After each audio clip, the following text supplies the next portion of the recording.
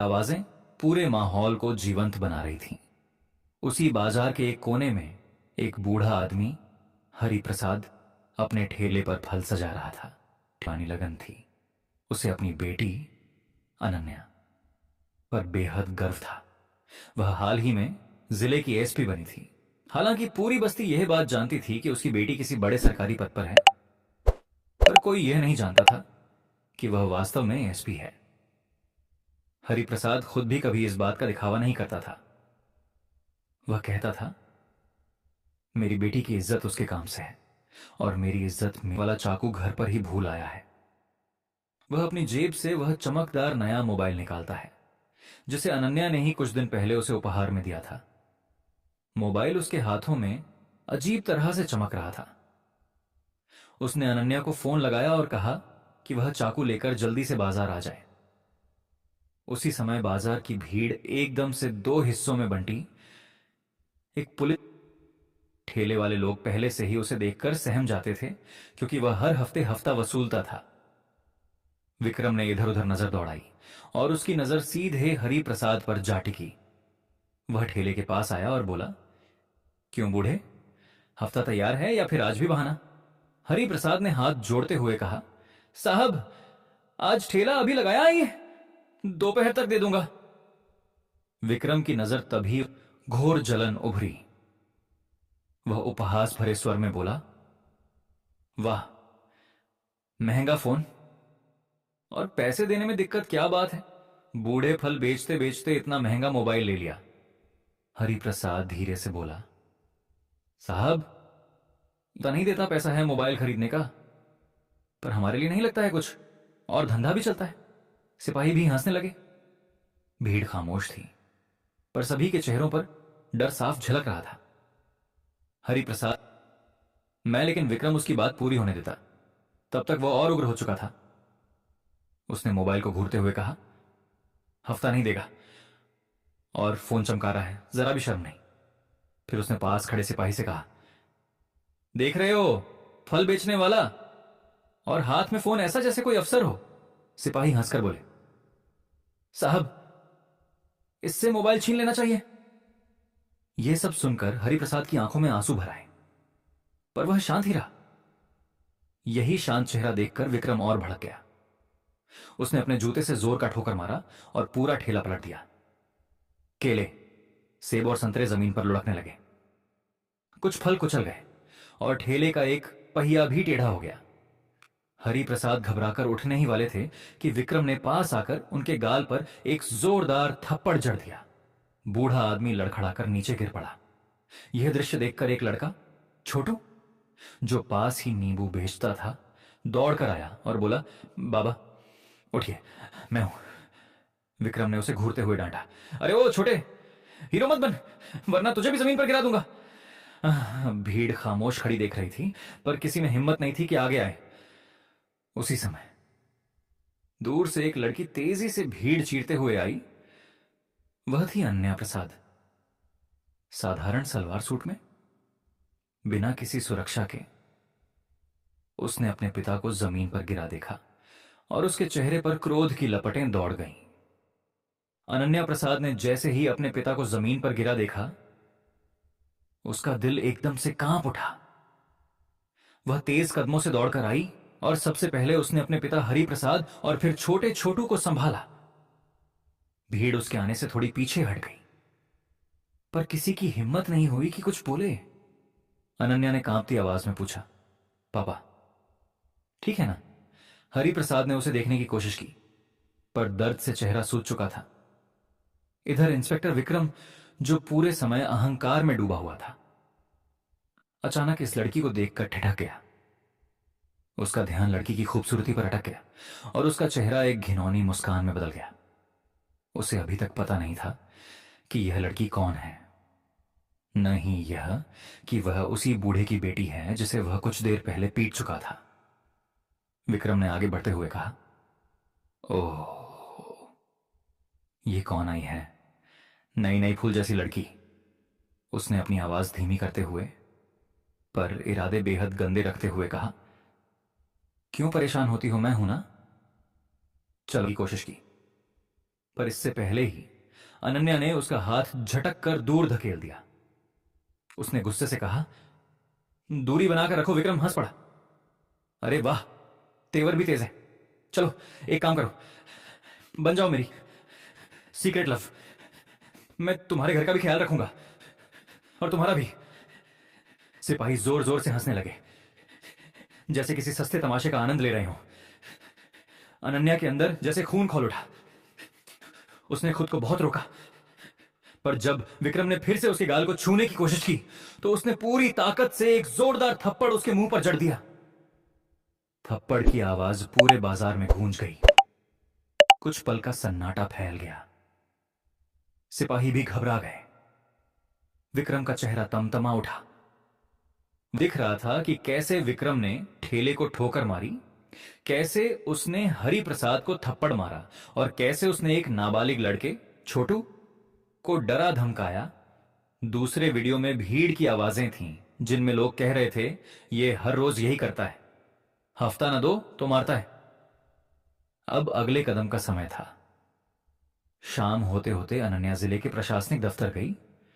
वहां उसने किसी को नहीं बताया कि वह छुट्टी पर है या बाजार में हुई घटना में शामिल है। उसने अपने निजी कक्ष में बैठकर पूरे दिन इकट्ठे किए गए सबूतों को व्यवस्थित किया। फुटेज, गवाहों के बयान, दुकानदारों की शिकायतें और छोटू का लिखित बयान सब क्रमवार रखे गए। फिर उसने अगले दिन सुबह 9 बजे प्रेस कॉन्फ्रेंस रखने का आदेश जारी किया। आदेश में सख्त शब्दों में लिखा था, जनहित से जुड़ा गंभीर मामला। सभी पत्रकार, मिस्टर डबोमाटोमी, वरिष्ठ अधिकारी और डीएम उपस्थित रहे।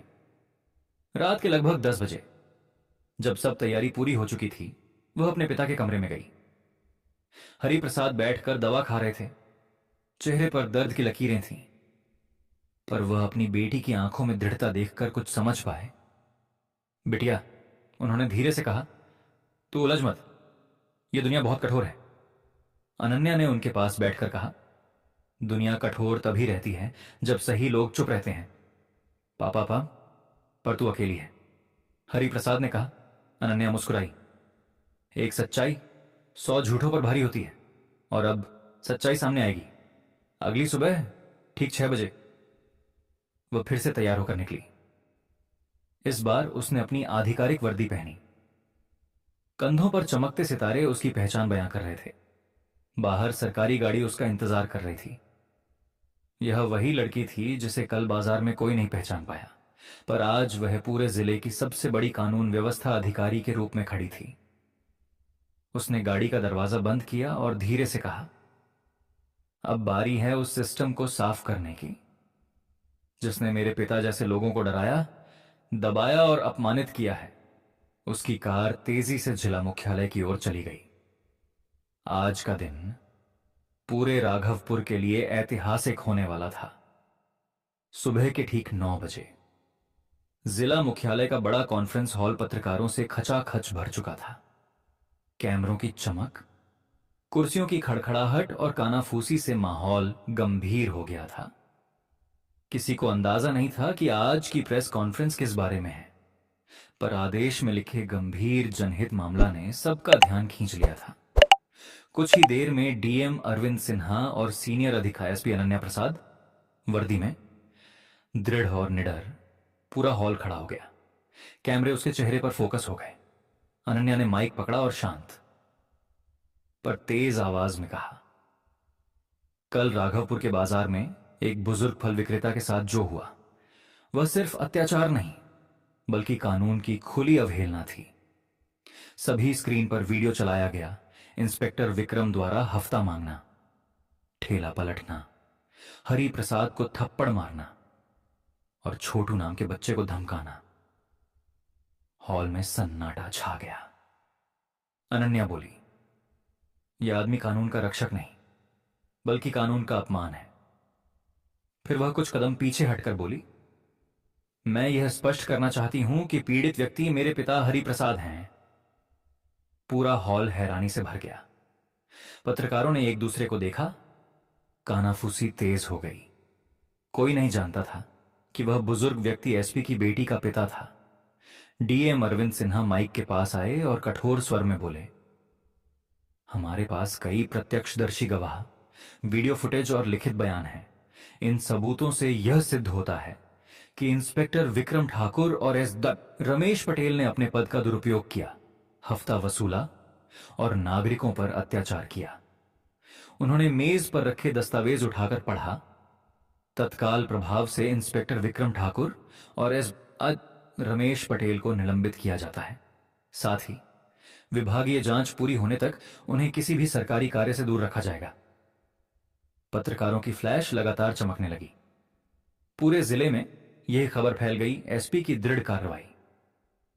अत्याचारी पुलिसकर्मियों पर गिरी गाज। अनन्या फिर माइक पर आई और बोली, ये सिर्फ मेरे पिता का मामला नहीं, यह उन सभी लोगों की लड़ाई है जिन्हें रोज डराया जाता है, धमकाया जाता है और आवाज उठाने पर चुप कराया जाता है। आज राघवपुर को संदेश मिलना चाहिए, अन्याय चाहे जितना बड़ा हो, कानून उससे बड़ा है। डीएम ने अधिकारियों को निर्देश दिया, चार्जशीट तैयार की जाए और यह मामला सीधे पुलिस मुख्यालय और गृह मंत्रालय को भेजा जाए। हॉल तालियों से गूंज उठा। पुलिस कर्मियों के चेहरों पर तनाव साफ दिख रहा था, पर आम लोगों के लिए यह न्याय की पहली किरण थी। प्रेस कॉन्फ्रेंस खत्म होते ही राघवपुर जिले में हलचल मच गई। बाजार के लोग, दुकानदार, रिक्शा वाले और आम नागरिक सब एक दूसरे को यह खबर सुनाने लगे कि अत्याचार करने वाले पुलिसकर्मियों को आखिरकार सजा मिल गई है। लोगों की आंखों में जो डर सालों से जम चुका था, वह पहली बार थोड़ा ढीला पड़ा। उधर गांव वाले हरिप्रसाद के घर के बाहर जमा होने लगे। कुछ लोग फल लेकर आए, कुछ मिठाई और कुछ केवल यह कहने कि बाबा आज न्याय हो गया। हरिप्रसाद यह सब देखकर भावुक हो उठे। उन्हें उम्मीद नहीं थी कि उनकी छोटी सी पीड़ा पूरे जिले की आवाज बन जाएगी। घर के दरवाजे पर खड़ी एएसपी अनन्या प्रसाद को हर कोई अलग नजर से देख रहा था। कल तक वह बाजार की एक साधारण लड़की थी, पर आज वह वही अधिकारी थी जिसने भ्रष्टाचार और अत्याचार को चुनौती दी। अनन्या ने भीड़ की ओर मुस्कुराकर कहा, डरिए मत, कानून आपके साथ है। शाम होते होते जिला मुख्यालय से विभागीय जांच की प्रारंभिक रिपोर्ट आ गई। रिपोर्ट में साफ लिखा था कि इंस्पेक्टर विक्रम ठाकुर ने पद का दुरुपयोग किया, हफ्ता वसूला, बुजुर्ग को पीटा और नाबालिग बच्चे को धमकाया। साथ ही यह भी उल्लेख था कि एसआई रमेश पटेल ने शिकायत दर्ज करने से इनकार किया और अपने कर्तव्य का उल्लंघन किया। अगले ही पल आदेश जारी हुआ। दोनों अधिकारी न सिर्फ निलंबित होंगे, बल्कि उनके खिलाफ आपराधिक मुकदमा भी चलेगा। जिन सिपाहियों ने अत्याचार का समर्थन किया था, उन्हें भी बदर पदोन्नति और वेतन कटौती की सजा सुनाई गई। यह खबर सुनकर छोटू खुशी से उछल पड़ा। वह दौड़कर अनन्या के पास आया और बोला, दीदी आपने सबको बचा लिया, अब कोई हमें नहीं डराएगा। अनन्या ने उसके सिर पर हाथ फेरते हुए कहा, तुमने भी हिम्मत दिखाई। सच बोलना हमेशा कठिन होता है, पर डर से बड़ी कोई शक्ति नहीं होती।